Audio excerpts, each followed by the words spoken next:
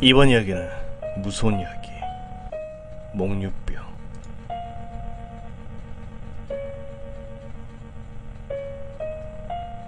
저희 집은 그리 크지 않는 빌라였습니다.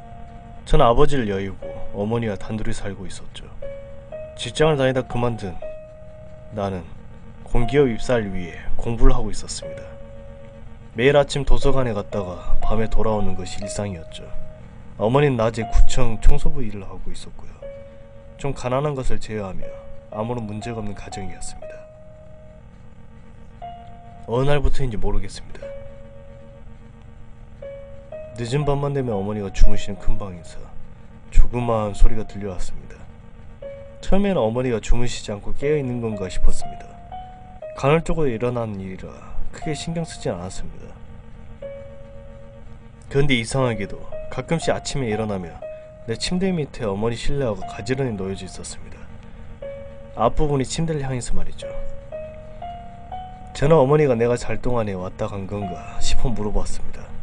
하지만 어머니는 무슨 소리냐며 상대도 해주지 않더군요. 어쩌면 어머니는 목류병이 아닌가 생각이 되더군요. 최근에는 그 증상이 심각해졌습니다. 야밤에 어머니가 나의 방 문 앞에까지 와 무슨 소리를 중얼중얼거리는 것이 아니겠어요. 저는 책상에 앉아 어머니께 불렀냐고 외쳐도 어머니는 대답을 하거나 방에 들어오지도 않은 채 계속 그러더군요. 그 일이 자주 계속되자 나는 살짝 섬뜩함을 느꼈습니다. 하지만 설마 어머니가 목류병이라도 나에게 해코지 할 것은 없다고 생각이 되어 다음에는 문을 열어보자고 생각했죠. 그리고 얼마 안가 다시 어머니가 방 앞으로 나왔습니다. 나는 소리가 들리자 말자 급히 방문을 열었습니다.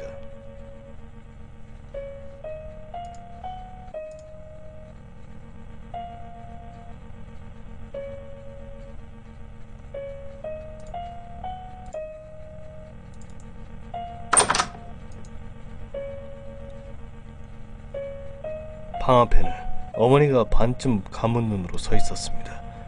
괜찮냐고 묻자 어머니는 갑자기 급한 볼 일이 있는 사람 마냥 화장실로 갔습니다. 그리고는 불도 켜지 않은 채 화장실로 들어가더군요. 다음날 어머니에게 사실대로 얘기했습니다.